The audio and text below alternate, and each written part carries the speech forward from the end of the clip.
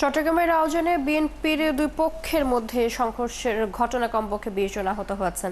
মঙ্গলবার বিকেলে চট্টগ্রাম রাঙ্গামাটি সড়কের সাত্তারঘাট এলাকায় এই ঘটনা ঘটে। সংঘর্ষের পর রাতে চট্টগ্রাম উত্তর জেলা বিএনপির আহ্বায়ক কমিটি বিলুপ্ত ঘোষণা করা হচ্ছে। ঘটনার জন্য পাল্টাপাল্টি দোষারোপ করেছে সংঘর্ষে জড়ানো দুপক্ষ। এই বিষয়ে আরও জানাতে আমাদের সাথে এই মুহূর্তে যুক্ত আছেন সহকর্মী সাইফুল ইসলাম। কথা বলবো তার সাথে। সাইফুল, নিশ্চয়ই শুনতে পাচ্ছেন, আজ সেখানকার পরিস্থিতি কি দেখছেন এবং এই সংঘর্ষের বিষয়ে তৃণমূলের নেতাকর্মীরা কি বলছেন? ধন্যবাদ আপনাকে। আমরা আছি চট্টগ্রাম উত্তর জেলা বিএনপি কার্যালয় নাসিমন ভবনে। এটা শহরে অবস্থিত। আপনি জানেন গতকাল রাউজানের দুই পক্ষের মধ্যে একটি সংঘর্ষের ঘটনা করেছে। বিএনপির দলীয় কর্মসূচি পালন করতে গিয়ে দুই পক্ষই সংঘর্ষে লিপ্ত হয়েছে।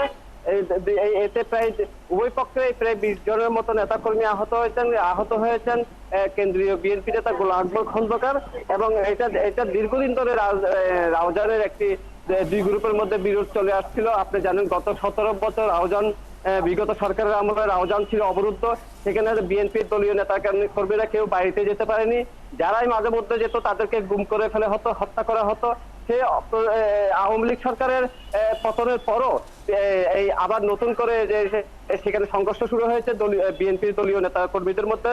মূলত দুইটি গ্রুপের মধ্যে এই সংঘর্ষ চলছে বেশ কিছুদিন ধরে।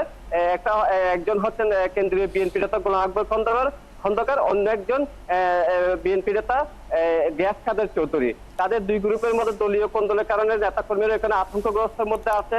গতকাল পূর্ব কর্মসূচি অনুযায়ী গোলাম আকবর খন্দকার যখন একজন নেতার মাথা কবর জিয়ারত করতে যাচ্ছিলেন, তা পথের মধ্যে মোটরসাইকেল নিয়ে এসে অপরপক্ষ হামলা চালায় এবং প্রকাশ্য দিবালোকে এই হামলায় গোলাম আকবর খন্দকার গুলিবিদ্ধ হন।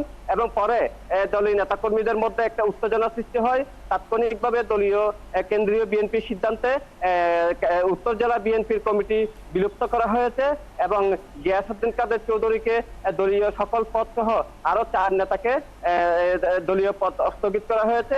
এই অবস্থার মধ্যে নেতাকর্মীরা চান একজন নিরপেক্ষ এবং ত্যাগী নেতাকর্মীকে দায়িত্ব দিয়ে, যার কোনো বিরোধ নেই, যার কোনো দলীয় কোন্দলের কোনো ইয়ে নেই, তার একজন এরকম একজন নেতাকে যেন আপনার উত্তর জেলার দায়িত্ব দিয়ে বিএনপির দলীয় কার্যক্রম আবার শুরু করা হয়, সেই প্রত্যাশায় নেতাকর্মীরা আছেন এবং রাউজানে এই নিয়ে উত্তেজনা চলছে।